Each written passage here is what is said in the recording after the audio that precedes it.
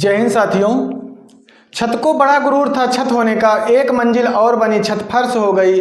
तूफान ज्यादा हो तो कश्तियां डूब जाती हैं, अहंकार ज्यादा हो तो हस्तियां डूब जाती है। किताबें सपनों को सजाती हैं, किताबों से बच्चों को जोड़ो, दिखावे में इधर उधर मत भटको, पढ़ाई की ओर अपना रुख मोड़ो। कहते ना जिस मिट्टी की कोई पहचान नहीं होती उसकी तुम शान बढ़ा देते हो। तुम मेहनत करने वाले हो, पत्थर को भी भगवान बना देते हो। तो साथियों, आज हम पढ़ेंगे भारत में कौन कौन सी मिट्टियाँ पाई जाती और कौन कौन सी फसल के लिए कौन कौन सी मिट्टी उपयोगी है, और जो भी इससे क्वेश्चन बनने वाले हैं पेपर में वो सारे क्वेश्चन के बारे में हम पढ़ लेंगे। तो साथियों, आज देखेंगे हम भारत में मिट्टियाँ, जो भी मिट्टियाँ पाई जाती हैं। तो सबसे पहले भारत की मिट्टियाँ, भारत में कितने प्रकार की मिट्टियाँ पाई जाती हैं। सबसे पहले मृदा मतलब सॉइल क्या होता है, भूमि के ऊपर पाई जाने वाली, भूमि के ऊपर पाई जाने वाली दानेदार परत, भूमि के ऊपर पाई जाने वाली दानेदार परत। इसका निर्माण मूल रूप से चट्टानों के विखंडन, मतलब मूल रूप से चट्टानों के विखंडन होने से उनमें वनस्पति विखंडन हुआ, वनस्पतियां जीव जंतु के सड़ने गलने से, वनस्पतियों जीव जंतु के सड़ने गलने तथा जलवायु की क्रिया से निर्मित अम्लीय पदार्थों के लाखों वर्षों की प्रक्रिया के बाद मृदा के रूप ले लेती है, यानी मिट्टी का रूप ले लेती है। अब पहली चीज, मिट्टियां 8 प्रकार की होती हैं। कितने प्रकार की मिट्टी होती हैं? 8 प्रकार की। मिट्टी के अध्ययन को हम पेडोलॉजी कहते हैं, मृदा विज्ञान या पेडोलॉजी कहते हैं, मृदा विज्ञान या पेडोलॉजी, मिट्टी के अध्ययन को हम मृदा विज्ञान या पेडोलॉजी कहते हैं। अब अगला हम देखेंगे मिट्टियों के प्रकार, जो 8 प्रकार होते हैं। पहली जलोढ़ मिट्टी, फिर उसके बाद दूसरा काली मिट्टी होती है, जलोढ़ मिट्टी, काली मिट्टी और लाल मिट्टी। उसके बाद लैटेराइट मिट्टी होती है, 5वीं होती है पर्वतीय मिट्टी, 6वीं होती है दलदली मिट्टी। फिर उसके बाद मरुस्थल वाली मिट्टी आ जाती है, मरुस्थली मिट्टी, और उसके बाद 8वीं होती है लवणी मिट्टी। फिर उसके बाद हम देखेंगे साथियों, भारत में सबसे ज्यादा क्षेत्रफल में से कौन सी मिट्टी पाई जाती है, सबसे ज्यादा क्षेत्रफल में कौन कौन सी मिट्टी पाई जाती है। जैसे जलोढ़ मिट्टी पाई जाती, लाल मिट्टी पाई जाती, काली मिट्टी और लेटेराइट मिट्टी, ये ज्यादा क्षेत्र में पाई जाने वाली मिट्टी है। भारत में पाई जाने वाली मिट्टी में कुछ तत्वों की कमी पाई जाती है, कुछ तत्वों की अधिकता पाई जाती है। तो कमी जो तत्वों की मूल रूप से पाई जाती है वो होता है नाइट्रोजन की कमी, फास्फोरस की कमी, ह्यूमस को हम जीवाश्म कहते हैं, इसकी कमी पाई जाती है। किन तत्वों की? नाइट्रोजन, फास्फोरस और जीवाश्म की कमी पाई जाती है। उसके बाद जीवाश्म क्या है, जिसे हम ह्यूमस कहते हैं। ह्यूमस क्या होता है? यह काले भूरे रंग का, यानी भूरे काले रंग का कार्बनिक पदार्थ होता है, भूरे काले रंग का कार्बनिक पदार्थ होता है। पेड़ पौधे तथा जंतुओं के सड़ने गलने से जो कार्बनिक क्रिया द्वारा पदार्थ निर्मित होते हैं उसे हम ह्यूमस या जीवाश्म कहते हैं। कहने का मतलब यह भूरे काले रंग का कार्बनिक पदार्थ होता है। पेड़ पौधे तथा वनस्पतियों के सड़ने के लाखों यानी काफी दिन बाद जो पदार्थ निर्मित होता है उसे हम क्या कहते हैं? ह्यूमस कहते हैं। ठीक। उसके बाद अब जानेंगे पहली मिट्टी के बारे में, पढ़ेंगे जलोढ़ मिट्टी। जलोढ़ मिट्टी, इसे हम दोमट मिट्टी के नाम से जानते हैं या कछारी मिट्टी। दोमट मिट्टी या कछारी मिट्टी, इसी ही जलोढ़ मिट्टी का नाम है, दोमट मिट्टी या कछारी मिट्टी। जलोढ़ मिट्टी क्या होती है? जल प्लस ओढ़, यानी मिट्टी जो होती है जल के द्वारा ला करके ऊपर से परत उड़ा दी जाती है, वही कौन सी मिट्टी होती है? जलोढ़। नदियों द्वारा बहाकर लाई गई, यानी नदियों द्वारा पहाड़ी क्षेत्रों से ला करके, यानी बहा करके ला करके मैदानी भाग में बिछा दी जाती है, वही मिट्टी क्या कहलाती है? जलोढ़ मिट्टी कहलाती है। कौन सी मिट्टी? जलोढ़। बिछा दी जाती है। यह भारत में पाई जाने वाली सर्वाधिक उपजाऊ मिट्टी है। यह भारत में पाई जाने वाली सर्वाधिक उपजाऊ मिट्टी है। यह धान की खेती के लिए बहुत उपयोगी मिट्टी होती है, सबसे ज्यादा धान खेती इसी में होती है। क्षेत्र, यह क्षेत्र पाया जाता है भारत के संपूर्ण उत्तरी मैदान, तटीय मैदान में पाई जाती मिट्टी। जैसे नदियां हैं, नदियां अपने द्वारा मिट्टियां बहा करके लाती हैं और मैदानी भाग में बिछा देती हैं, तो वही मिट्टी क्या कहलाती है? जलोढ़ मिट्टी।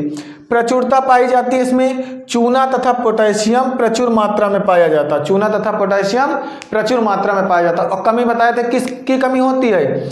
नाइट्रोजन, फास्फोरस तथा ह्यूमस की कमी होती है, यानी जिसे हम जीवाश्म कहते हैं। अब देखो, यह मिट्टी धान की खेती के लिए काफी अच्छी मानी जाती है। अन्य भी फसलें होती हैं लेकिन धान की खेती के लिए अच्छी मानी जाती है। जैसे गेहूं, मक्का, तिलहन, आलू की खेती भी होती है। अब जलोढ़ मिट्टी दो प्रकार की होती है, एक खादर मिट्टी, एक बांगर मिट्टी। अब खादर क्या होती है, जो नवीन जलोढ़ मिट्टी होती है उसे खादर मिट्टी कहते हैं, और जो पुरानी जलोढ़ मिट्टी होती है उसे बांगर मिट्टी कहते हैं। पुरानी को बांगर मिट्टी कहते हैं, नई मिट्टी को खादर मिट्टी। अब जहाँ पर जैसे आप जो बिहार का क्षेत्र है, बिहार में कोसी नदी हर साल तबाही मचाती है, तो वहाँ क्या होती है, नई मिट्टी बिछा देती है, नदियों द्वारा आती है, मिट्टी बिछा दी जाती है, तो उस मिट्टी को हम कौन सी मिट्टी कहेंगे, ये खादर वाली मिट्टी कहेंगे, नई जलोढ़ मिट्टी को। और जो पुरानी होगी, जहाँ कम बाढ़ आती, कभी कभी आती 2-4-5 साल में, उस मिट्टी पुरानी हो जाती है, तो उसे हम बांगर मिट्टी कहते हैं। मिट्टी हम काली मिट्टी के बारे में पढ़ेंगे। जैसे जलोढ़ मिट्टी को पढ़ा, उसके बाद अब काली मिट्टी को पढ़ेंगे। अगली मिट्टी कौन सी मिट्टी है, काली मिट्टी। काली मिट्टी का जो निर्माण होता है, काली मिट्टी का निर्माण बेसाल्ट चट्टानों के विखंडन के बाद होता है। बेसाल्ट चट्टानों के टूटने फूटने से, यानी जो बेसाल्ट चट्टानें होती हैं उनके टूटने फूटने से ज्वालामुखी में विस्फोट होता है, जिससे लावा बाहर निकलता है, और वही लावा ठंडा होकर के काली मिट्टी का रूप ले लेता है। जो वही ठंडा लावा होकर के अब बेसाल्ट चट्टान का निर्माण होता है, और वही बेसाल्ट चट्टान का विखंडन से काली मिट्टी होती है। कहने का मतलब ज्वालामुखी विस्फोट से जो लावा निकलता है वही ठंडा होकर बेसाल्ट चट्टान का रूप लेता है, और उसी बेसाल्ट चट्टान के निर्माण के बाद काली मिट्टी का निर्माण होता है। काली मिट्टी को हम रेगुर मिट्टी, कपास की मिट्टी और लावा मिट्टी भी कहते हैं, क्योंकि लावा ठंडा होकर के बेसाल्ट चट्टान बनता है, वही टूट फूट करके काली मिट्टी का निर्माण होता है। तो इस मिट्टी का रंग टिटैनी मैग्नेटाइट की उपस्थिति के कारण होता है। टिटैनी फेरस मैग्नेटाइट की उपस्थिति के कारण इस मिट्टी का रंग काला होता है। यह मिट्टी मध्य प्रदेश, गुजरात, महाराष्ट्र, उत्तरी कर्नाटक क्षेत्र में देखने को मिलता है, लेकिन काली मिट्टी सबसे ज़्यादा महाराष्ट्र में होती है, और यह कपास की खेती के लिए सबसे उपयुक्त मिट्टी मानी जाती है। महाराष्ट्र में सर्वाधिक विस्तार इसका देखने को मिलता है। कपास की खेती के लिए उपयोगी मिट्टी होती है।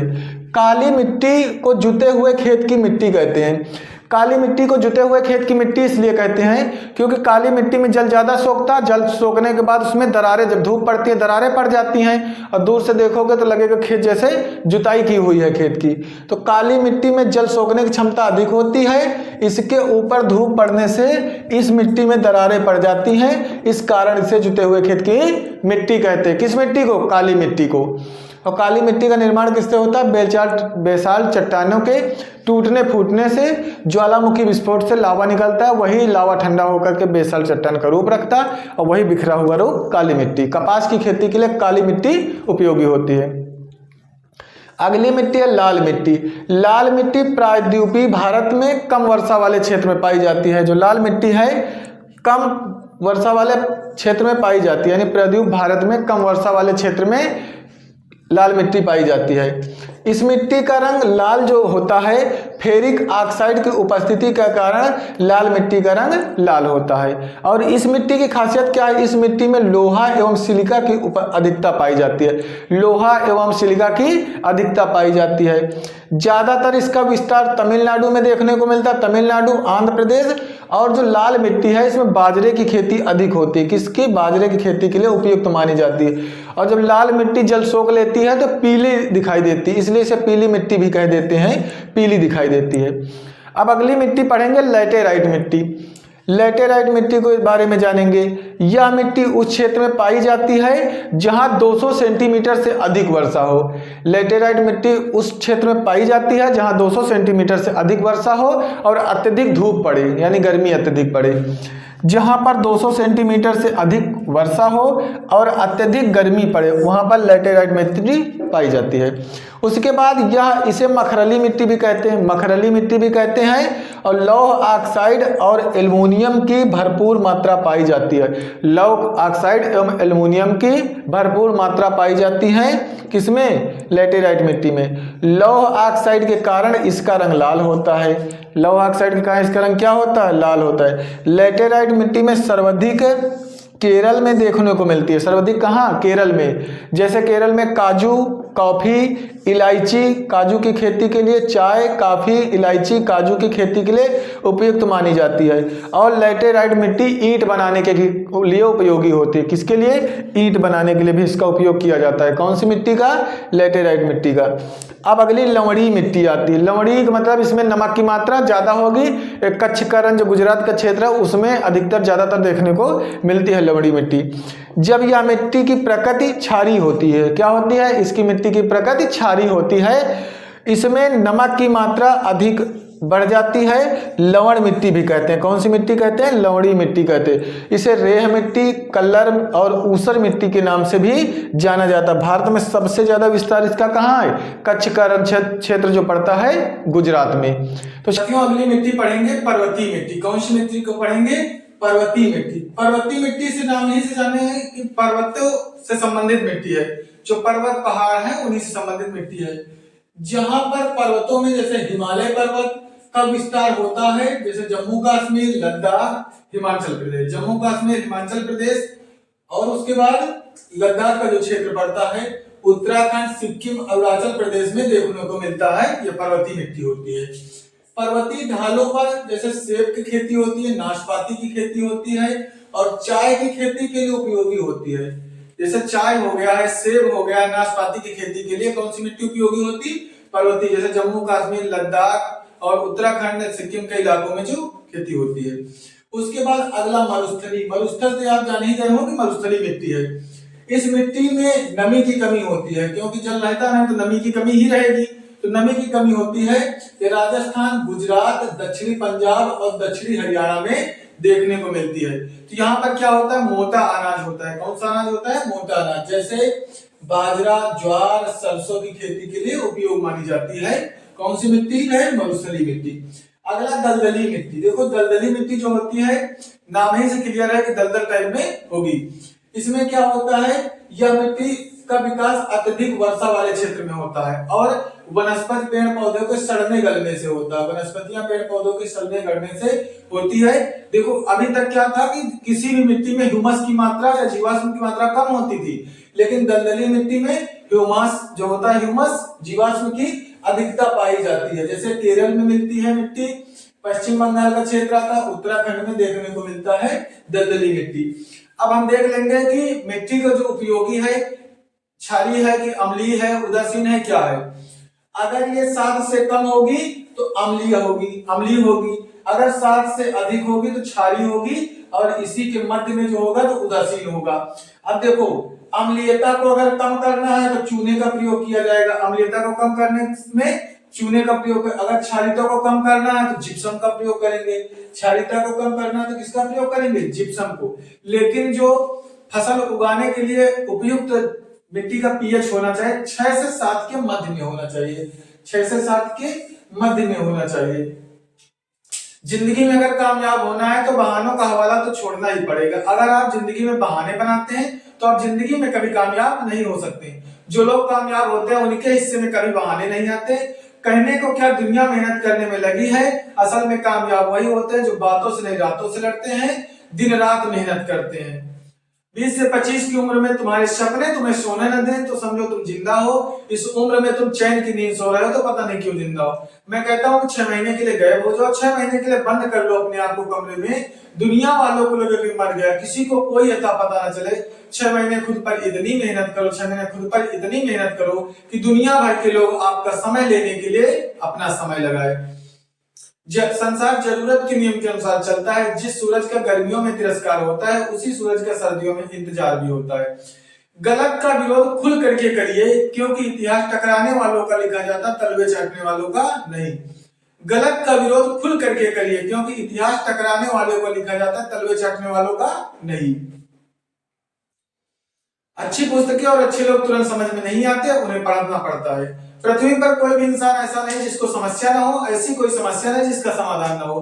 मंजिलें कितनी भी ऊंची क्यों ना हो, रास्ता हमेशा पैरों के तले से होकर के गुजरता है। जिंदगी में जो हम चाहते हैं वो आसानी से नहीं मिलता, लेकिन जिंदगी का सच भी यही है, हम भी वही चाहते जो आसान नहीं होगा।